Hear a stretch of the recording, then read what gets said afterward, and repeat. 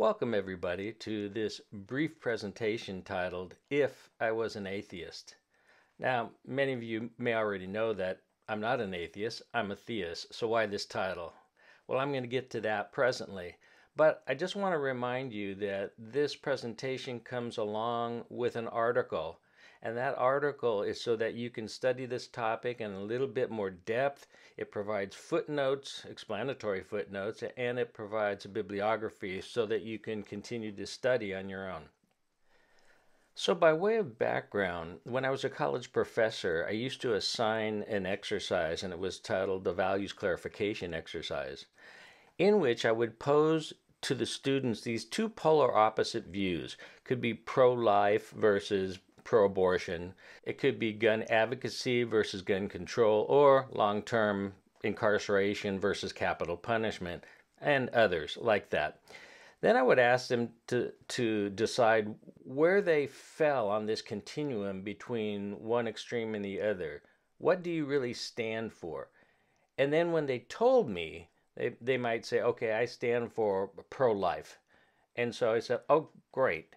So I assigned them to do some research and then write a paper on the opposite topic. You can probably guess how that was received. And so I think this whole exercise demonstrates that we need to study other positions besides our own. And in some cases, in the process of doing that, we might have to change our mind on this or that or the other. So after thoroughly learning about and stating the atheistic position worldview, then it's time to defend that atheistic position that I've taken up. And that is exactly what the rest of this video is about. So what is atheism? Well, as many of you already know, there are different types and forms of theism, and there are also many different flavors of atheism. For the purpose of this presentation, I will be talking about two expressions of atheism that represent atheistic thought today. The first is positive atheism. A positive atheist typically disbelieves and denies the existence of God, and they're willing to positively argue in favor of atheism and or against theism. The positive atheist is often an expert in a particular field of specialization. She might be a physicist, an evolutionary biologist, a philosopher, a professional historian, or whatever. This provides the expertise necessary to build atheistic arguments. A negative atheist also does not believe in God, but doesn't typically deny his existence. As a result, negative atheists try to refute theistic arguments, but do not believe they need to present positive reasons in favor of atheism.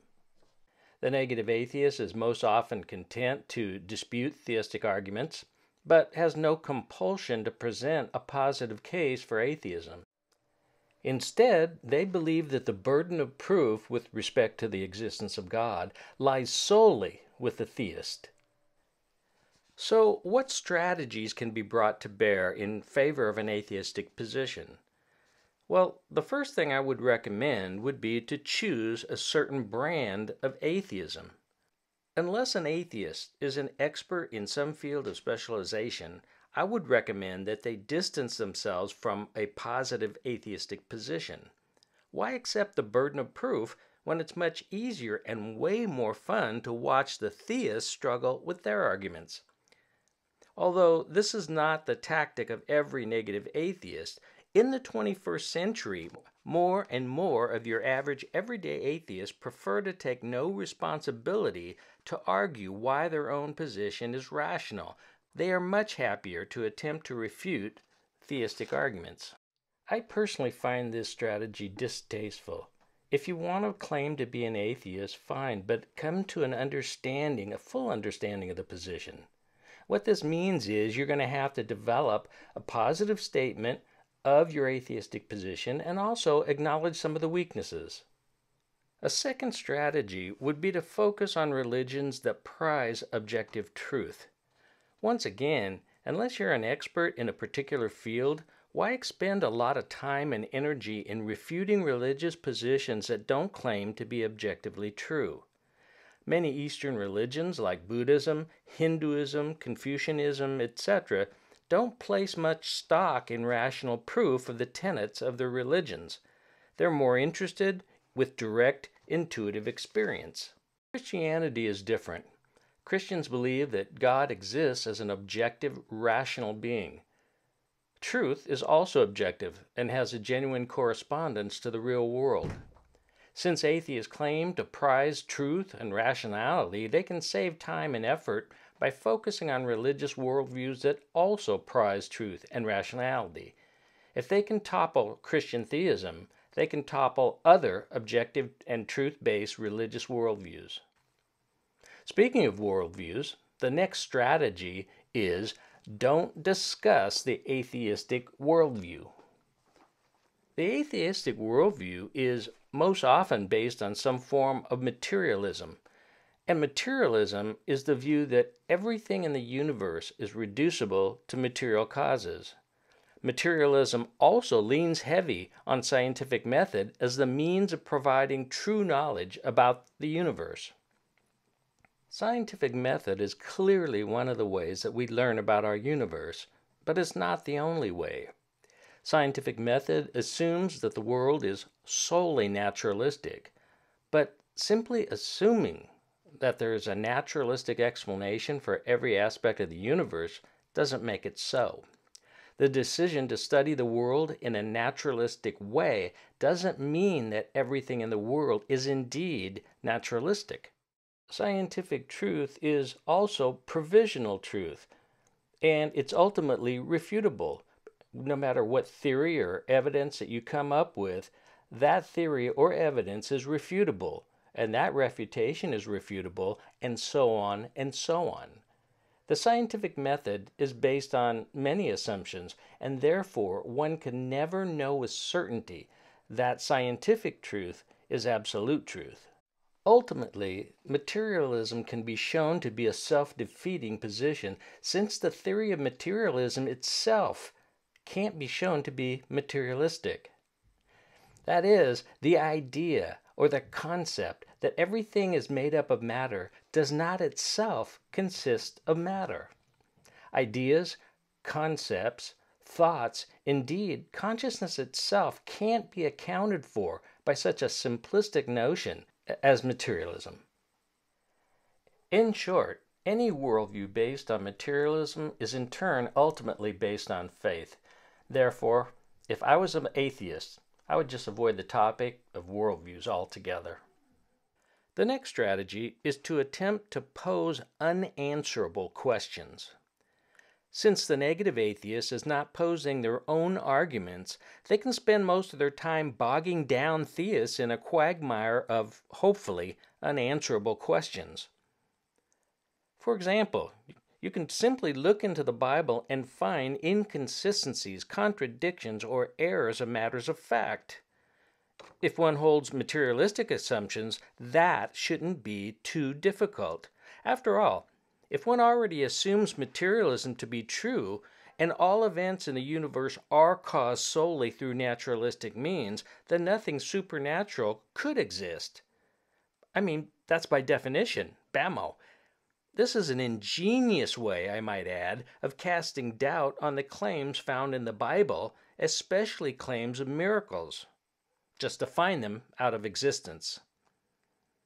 Of course, it doesn't make any difference that I cannot prove the truth of materialism in the first place, nor does it matter that I may have plucked a biblical contradiction or two out of context, or that a reasonable answer could be had through proper interpretive or historical methods. The second problem I find way more difficult, and that is reconciling the existence of an all-powerful, all-good God with the existence of evil and suffering in the world. The problem of suffering and evil in the world is without question problematic to the theistic position. But the argument from evil and suffering cuts both ways.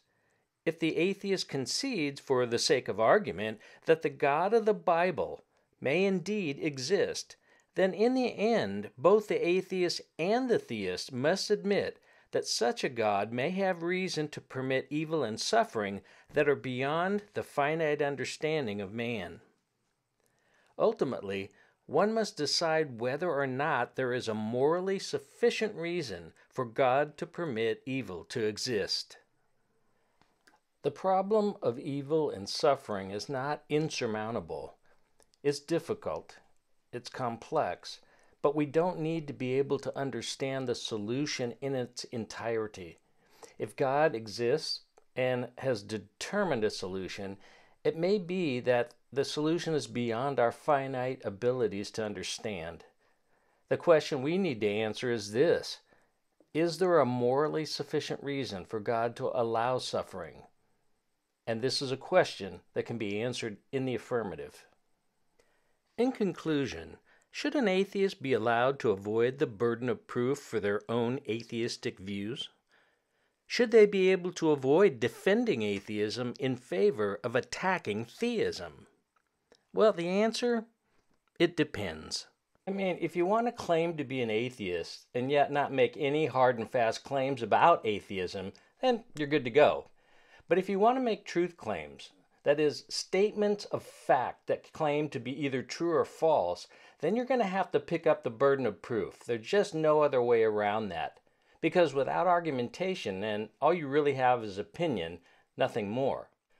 The reason I'm not an atheist is because atheism has no final answers. Not only to the physical questions of the origin of the universe, the origin of life, and how impersonal mindless matter can cause a rational mind, but also to the great spiritual questions of our time. Where do I come from, and why am I here? Does life have purpose, or is this all there is? But Christian theism does have the answers. In fact, when you consider the inescapable assumptions that plague every worldview, Christian theism provides the most cohesive, consistent, and comprehensive answers to the existing universe. For more information, please read the article that this presentation was intended to support. Thanks for listening.